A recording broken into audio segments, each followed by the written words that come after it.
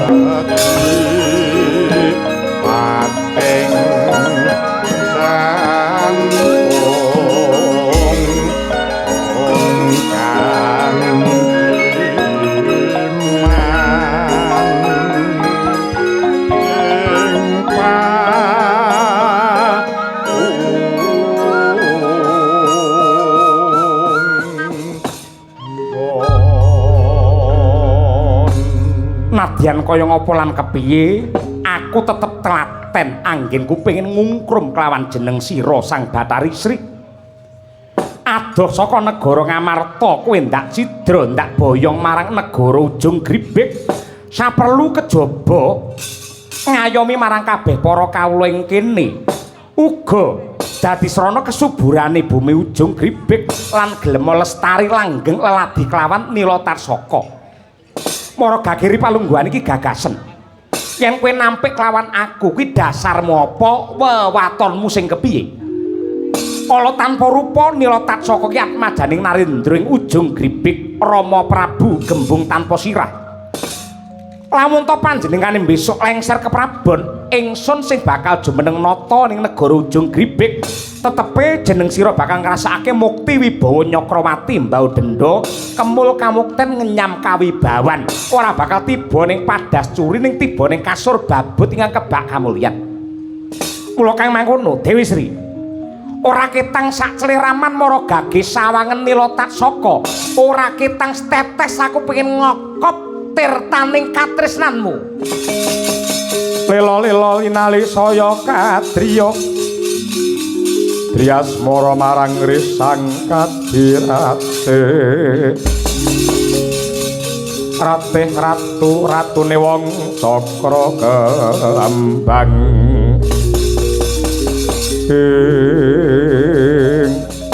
Nila Tarsaka wong kang kaya kowe cetha lamun ta kowe wong lanang sing ra duwe isin babar pisan ra duwe rasa wirang wis mawali-wali aku nampik katresnanmu parandene wis nekat kaya mengkono yen perlu donya iki kukut jagat iki kiamat tangeh lamun aku leladi kelawan dedapuramu merga patrapmu bibit kawite iki morang tata Nyidra Bathari Sri saka ing wewengkon negara Ngamarta mula kang mangkono aja ngenteni sesuk-sesuk yen kowe njaluk dawa umurmu dina iki aku balekno marang negara Ngamarta piye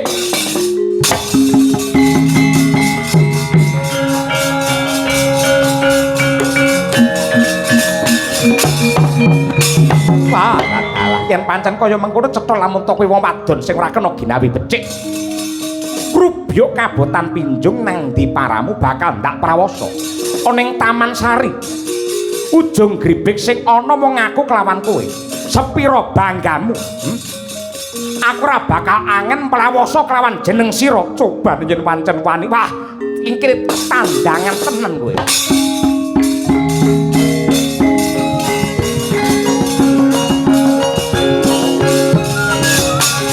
Oh. Wah.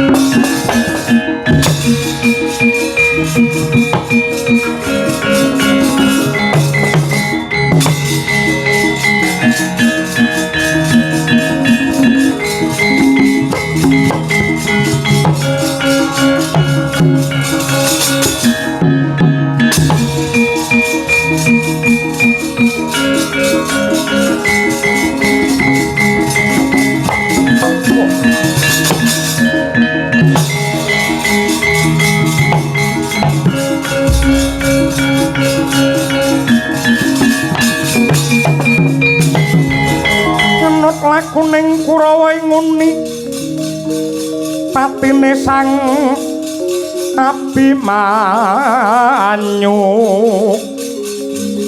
wong kena ing Citra tandya sang Setyaki menyat ngadeg ngambil sandata sarosa mentang langkap Burisrawa pinana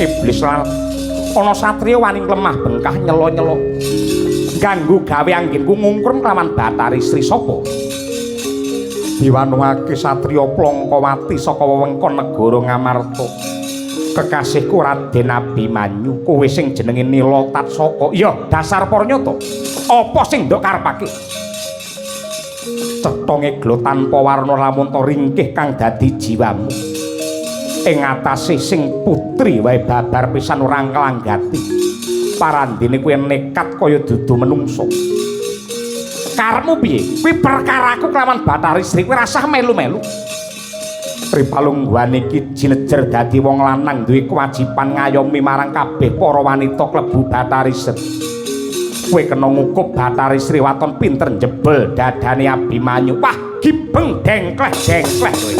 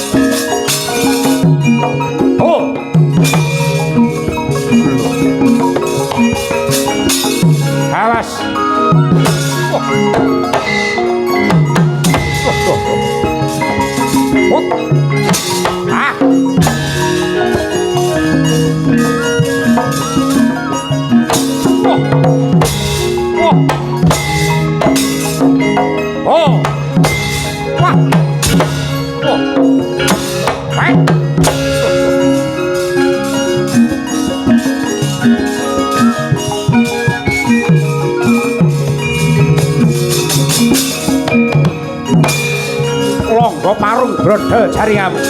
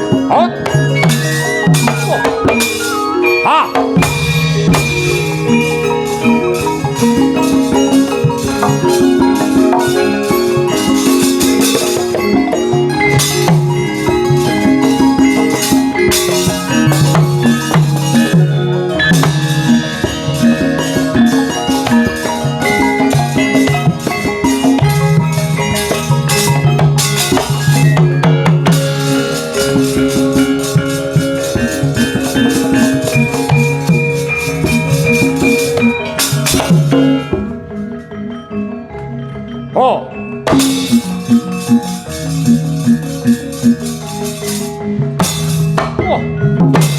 Oh.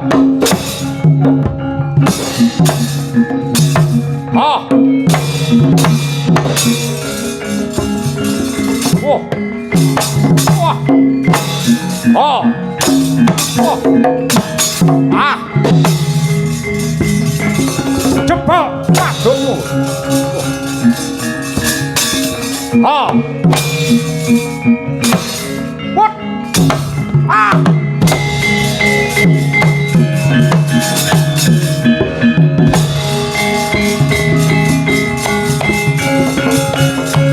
Aduh ya. Wah.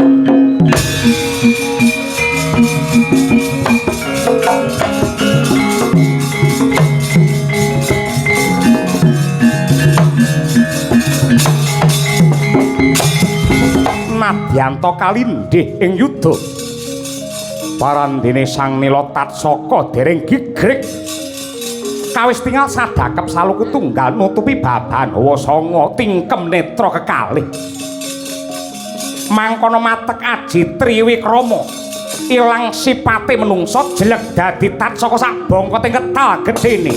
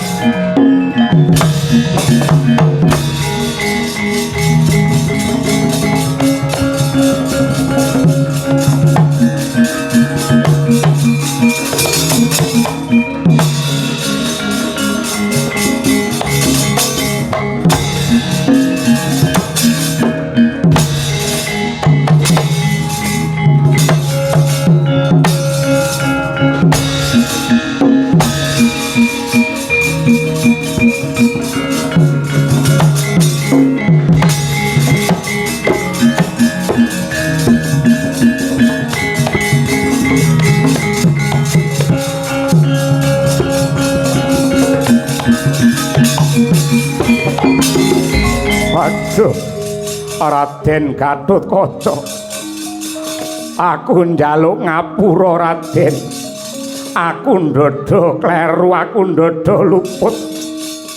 Aku percaya marang kaprawiranmu, aku tobat Raden. Ora gondro sepira ora patut babar pisan. Kaya serasa trepe lamun to. Ula kaya dapurmu diwene urip. Aku njaluk ngapura tenan Raden. Aku ngaku salah, aku ngaku kalah Raden.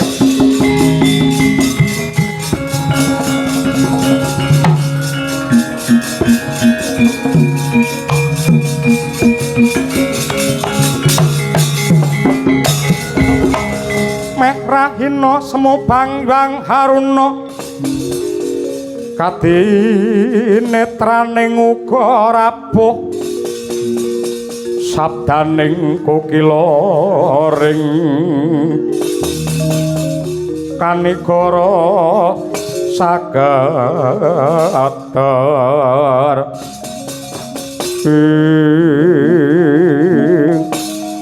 nuwun pangapunten Raden Gatotkaca dipun tepangaken ala tanpa rupa kula menika ratu ing ujung gribik mriki tiyang sepuhipun Nila Tatsaka nami kula pun Prabu Gembung tanpa sirah. Yektosipun sampun boten kirang-kirang anggen kula paring pemut dumateng anak kula sampun ngantos murang tata kalian Bathari Sri. Ning nyatanipun wegah nampa wewarah nampik dumateng pitutur becik. Ning nyuwun pangapunten. Sak ngertos kula para Pandhawa lan para putra-putranipun menika satriya ingkang hambek saduwing budi. Lan jiwa satriya sejati menika boten badhe nyikara lan mejahe mengsah ing sampun ngaku kalah. Pramila kula nyuwun kanthi sanget kula aturi ngluwari dumateng anak kula Nila Tatsaka. Kula sumpah kula prasetya gesang kula mangke badhe kula ginakaken kinaya labuh dumateng Sang Bathari Sri minangka tebusing dosa.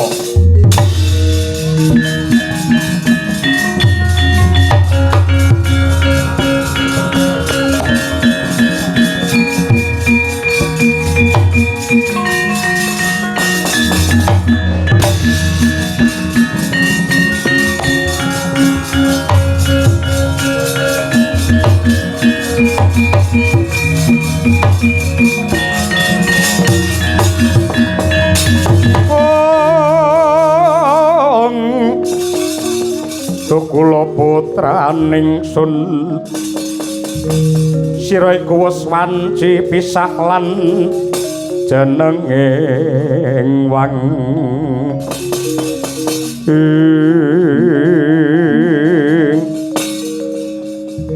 ora lidok Nila Tatsaka kowe ra manut karo bapakmu entek-entekane kuwi diwelehke karo kahanan diwelehke karo lelakon. Aduh, inggih Kanjeng Rama kula ngrumaosi lebat. Aku wis janji karo Raden Gatotkaca lamun to uripku klebu uripmu. Mung bakal disramakake marang pukulun Sang Bathari Sri dewaning kesuburan. Apa kowe saguh? Nggih. Gandeng sak mangke kula sampun pinaringan gesang dening Gusti ingkang nyipta jagat lantaran Raden Gatotkaca. Lan Sang Bathari Sri kula tingali sampun kaboyong dening Raden Abimanyu kundur dumateng negari Ngamarta. Sak saged-saged gesang kula menika badhe kula sramakaken kinarya ngayom dumateng Sang Bathari Sri setya bekti dumateng Sang Bathari Sri. Bagus yen pancen kaya ngono tegese kowe arek aku wis keplok tangan loro pidak jempol matuk lan sarujuk karo karepmu. Ayo lon-lonan nderekke Sang Bathari Sri sisane uripku karo uripmu. Gandeng Bathari Sri wis dadi lantaran kamulyane wong ujung gribek. Genti aku karo kowe ngaturke panuwun karo panjenengane. Inggih Kanjeng.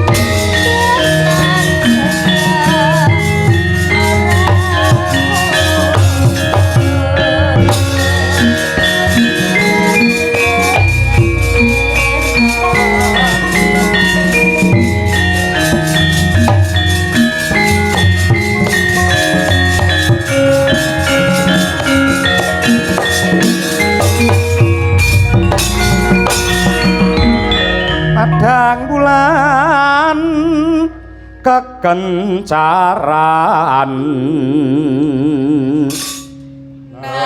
kadanging purnama sini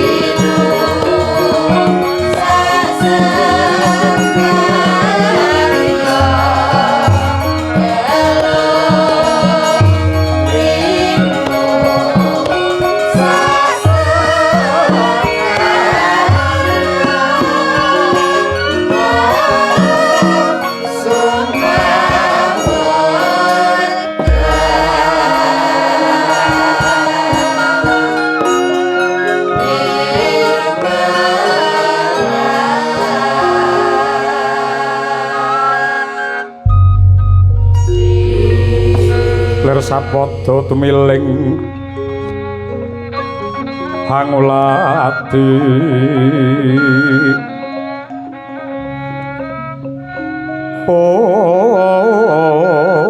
hospito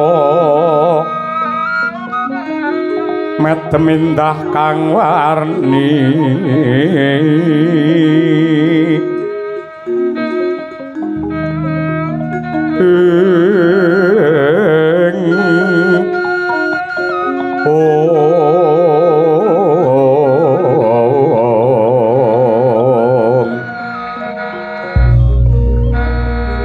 midering taman hanon sekar warasiki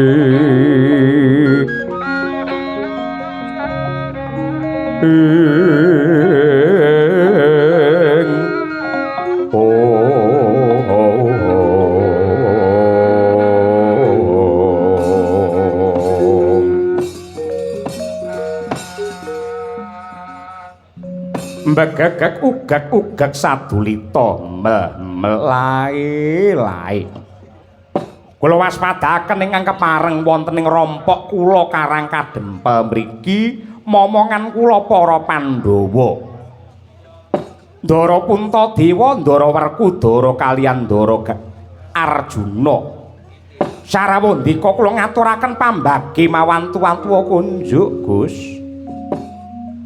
Iya Yai Semar banget anggenku nampa semono sih kadarman lan pakurmatan ing ndok paringake marang para Pandhawa ora liwat salam taklimku katur Kyai Badranaya. Ah inggih sampun kula tampi mugi andadosaken jimating gesang kula.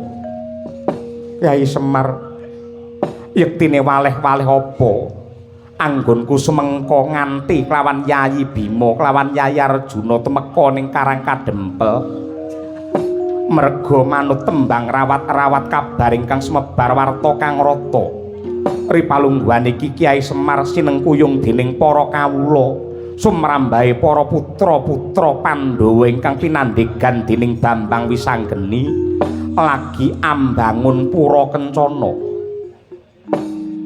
lan kabar sing ndak tampa pambanguning pura Kencana iki hanjok marang kamulyan kawibawan lan uga kautaman tumraping bebrayan agung ingkang ripalungguhan iki para kawula ngamarta lagi nangis merga kelangan sandang kelawan pangan abre tetanduran ingkang ndadekake para kawula ora ana sing bisa panen. Mula kang mangkono sisan gawe jlentrehna Kyai Semar gandeng papan iki ripalungguhan iki wis dadi papan ngumpule para warga ing Ngamarta anggene padha bawa rasa, anggene padha sarasian, anggene padha rembugan. Yektine sing dikersake Kyai Semar mbangun Pura Kencana ki piye? Nah, ngeten nggih sinuwun. Kalilan kula matur sisip nyuwun Gungi Samudra pangaksami, langkung rumiyin kula ngaturaken panuwun dene sampeyan para penggedhening praja kepareng gatekaken dumateng niat tulus lan suci tumrapipun Semar lan para warga ing sami makempal manunggal wonten mriki. Nyuwun pangapunten kepeksa kula jabel basa kula. Ora dadi apa Semar.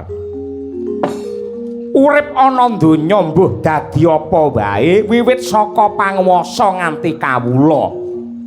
Pejabat nganti masyarakat, bupati nganti tukang golek wedi. Ing sing becik kuwi kudu rukun. Rukun niku tegesipun manunggal, manunggal niku tegese dadi siji. Lah, sadurunge ndika sedaya kuwi rukun karo wong liya, becike rukuna karo awake dhewe. Tegese antarane lair lan batin, jiwa raga lan sukma, ati lati lan pakarti kudu rukun dadi siji.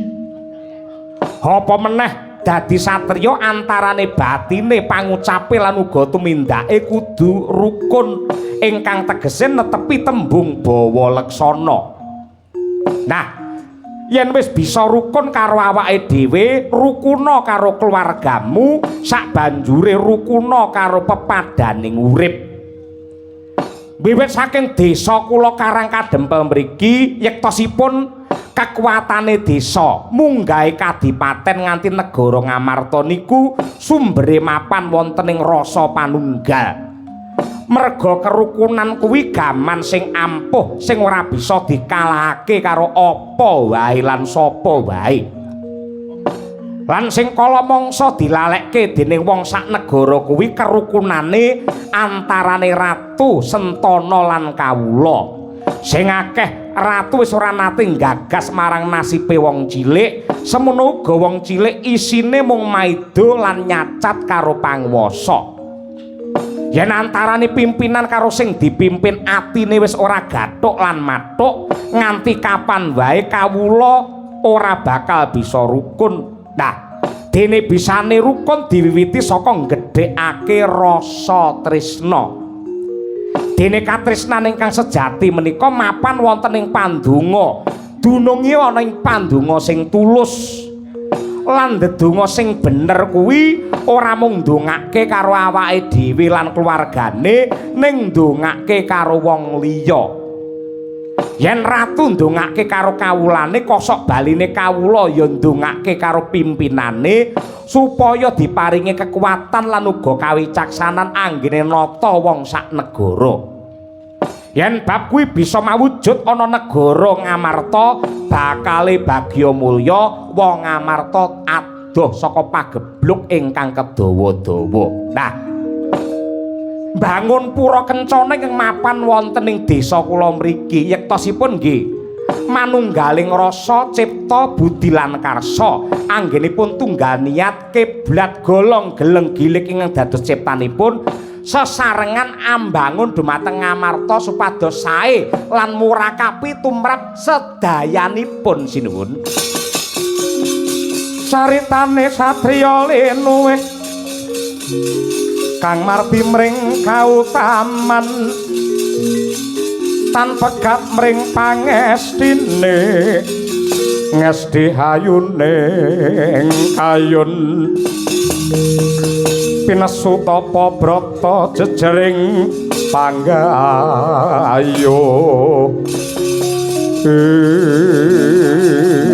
Kyai Semar akeh sing kandha lamun tori palungguhan iki apa to sebabe para kawula padha nangis mligine para among tani merga tansah gagal anggene panen karana mesti tandurane para kawula diurak-arik lan uga dimangsa karo bangsane ama lan tanduran sing ora bisa subur ijo royo-royo disebabake sang Bathari Sri Jengkar saka ing negara Ngamarta Kyai Semar. Ha inggih pancen mekaten.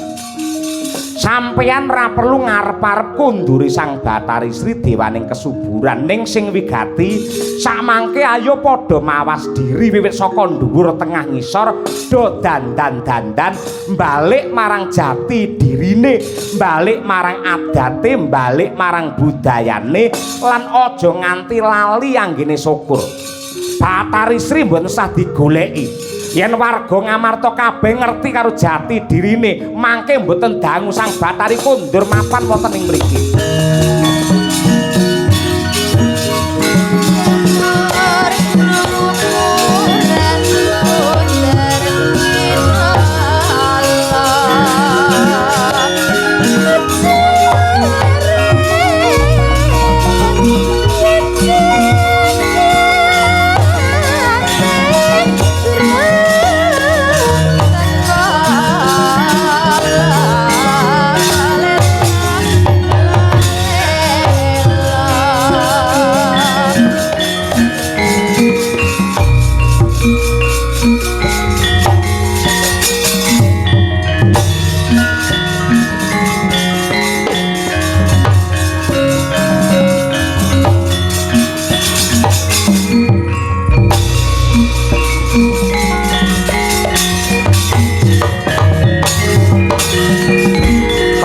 Bala Pandhawa bya mulung mangung siring sata Kurawa.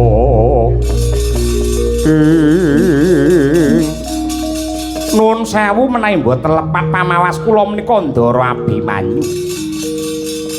Ndika rawuh wonten mriki anyarengi udan riwis-riwis angine sumribit anggondo arum. Menika wonten lelampan menapa, Gus? Kyai Semar lan Prabu Puntadewa kalilan kula matur. Awit saking pangestunipun para pepundhen, kula sampun saged manggihaken sang Bathari Sri ingkang mapan wonten ing ujung gripik. Lan samangke sampun kundur mapan wonten ing negari Ngamarta. Nanging wanter dawuhipun sang Bathari Sri supados para warga Ngamarta tansah ngagungaken raos syukur dumateng Gusti awit nikmating bumi ingkang murakapi sangya para gesang. Tegesipun Bathari Sri wis jenjem pinarak mapan ana negara Ngamarta.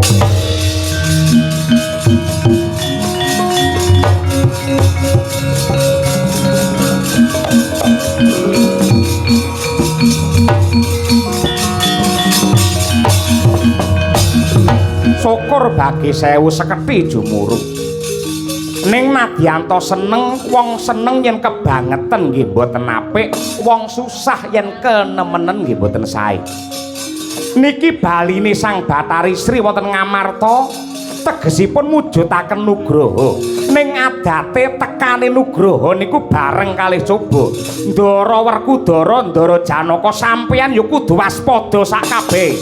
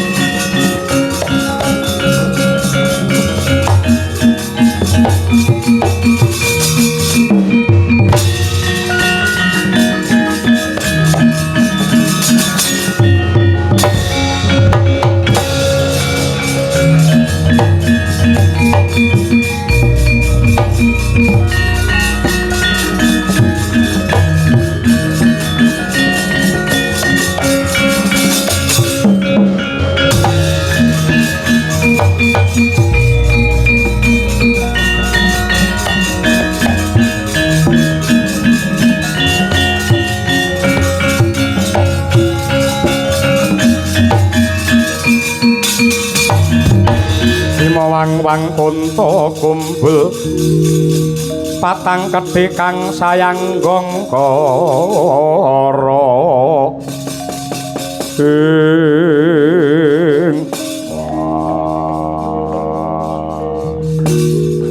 ana buta ratu krembyah-krembyah tekan ning Ngamarta sapa inggih Raden dipun tepangaken kula ratu saking ujung gribik nami kula pun Prabu Gembung tanpa sirah ana parigawe apa kowe teka ana negara Ngamarta waduh sampun sawetawis dangu Sang Bathari Sri lenggah wonten ing negari kula ingkang dados lantaran suburing bumi ujung gribik kula dereng ngantos ngaturaken panuwun parandene panjenenganipun kaslak kundur mapan wonten negari Ngamarta kula kepengin ngadhep wonten ngarsanipun Sang Bathari Sri kula kepengin setya bekti sisaning gesang kula menika kula ginakaken kinarya labuh dumateng Bathari Sri Raden. Apa ndok kira aku rapal karo watake buta sing betah buteng aniaya.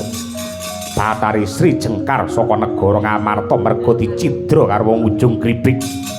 Kula kang mangkono yen tak pringgake kanthi becik njaluk dawa umur-muwe mulya wae. Kula kepengin ngau pepadanipun Sang Bathari Sri. Ora gelem mulih hodel-hodel wadukmu wae iki piye to iki ya? Oh,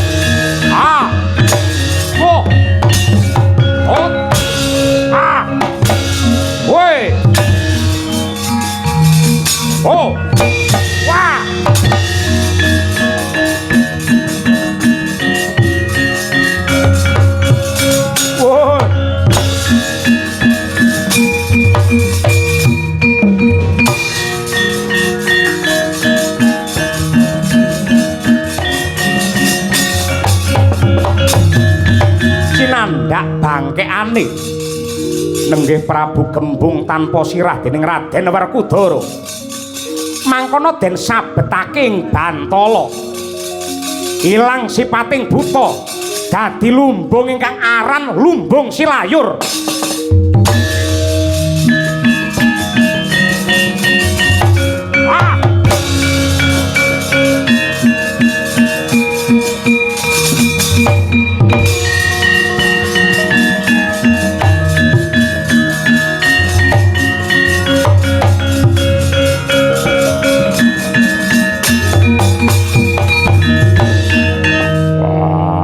Semar elok banget buta iki mau tak sabetake ning bumi malah dadi lumbung kaya mengkono.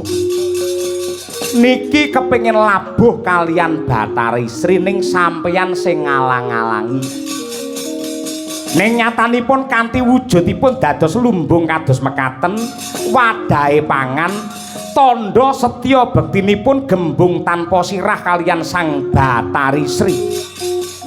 Lakon ning ngelok-ngelok isih ana tunggale.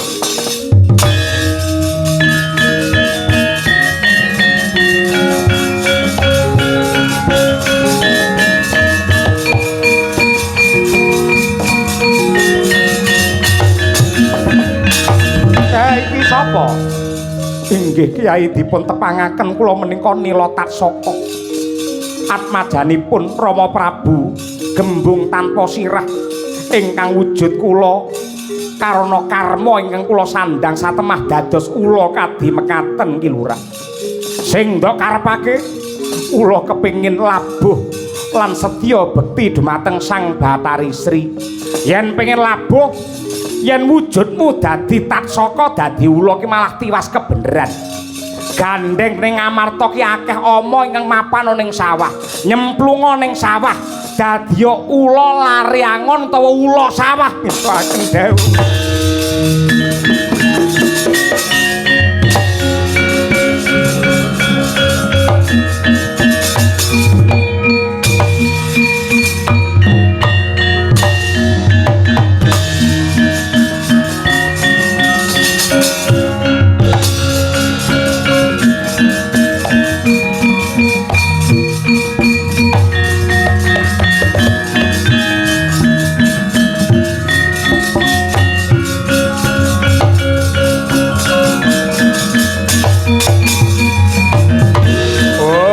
Dalah sapa ki wong gedhe dhuwur Panenggak Pandhawa Werkudara sapa celeng Demalung Ripalungguhan iki Wadyabala ama wis tak giring teka negara Ngamarta bakal mangan tandurane wong desa Ngamarta mula kang mangkon kowe nyingkira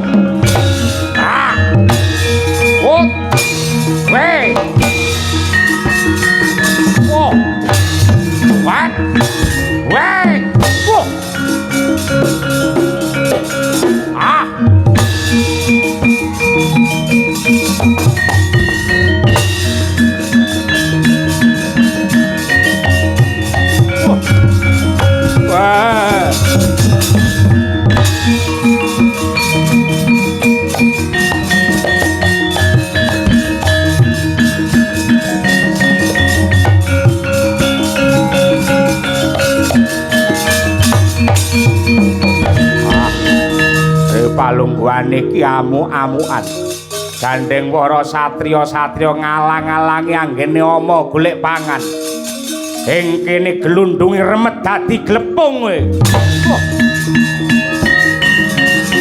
wek wek oh wah ah wek oh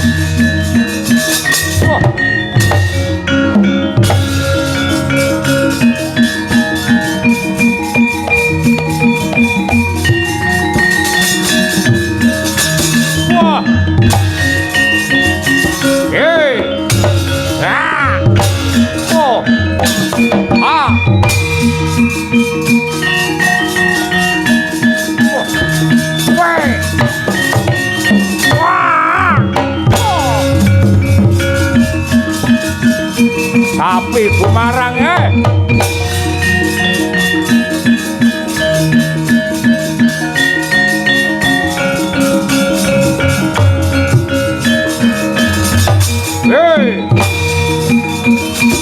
oh ah oh oh ah hey wah wah wait ah wait ah wah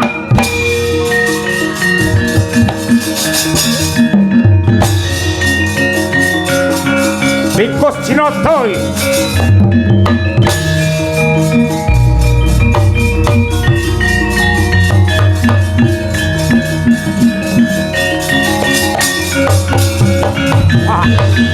tamu barang wis ditindakake dening para Wadyabala ama parandene kabeh malah dadi gotongan kaya ngono sapa iki aku ula lari angon ya ula sawah aku tak golek tandurane para tani nyoh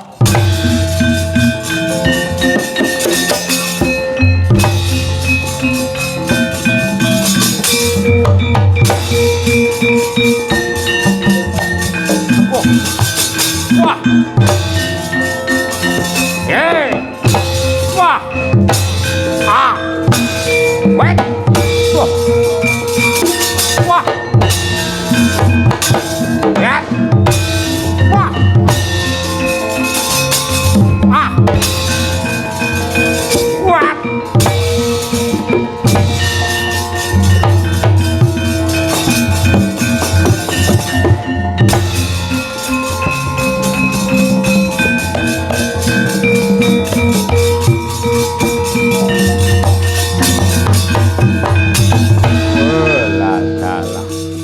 para ama-ama do mati kabeh.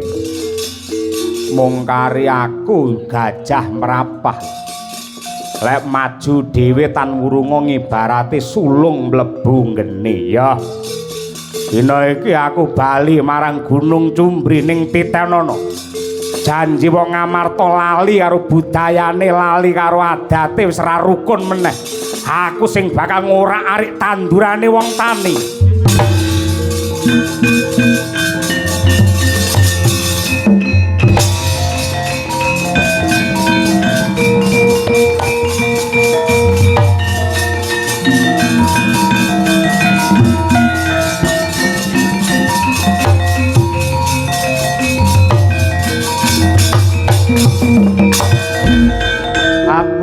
Aduh paman papan Jadi mantu Montong Sumawono Disudo Pemando Tak tenang Pantine Abang lalu Terus pertemuan setelah Wabung burung putra Jelani depan terasa Namun busana Ranyata Aku jiwa Insa selain Nyata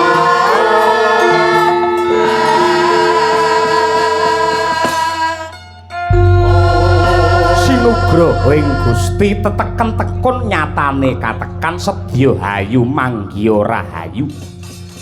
Sing peteng wis dadi padhang, sing ruwet wis dadi udar. Kunduripun Sang Batari Sri simbuling kesuburan mugi dados rana kamulyanipun sagung para dasih ing wewengkon negari Ngamarta. Tentreming negari Ngamarta mugi anyrambahi kamulyanipun sedaya para warga ingkang lenggah wonten ing Desa Wates Jenangan Panaraga. Mugi sedaya manggiya hayu rahayu ing salaminya.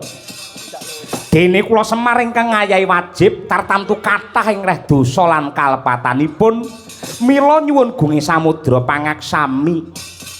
Minangka tandha syukur aku bakal njoget sawetara. Mugi sampeyan pikantuk wahyuning Gusti Den.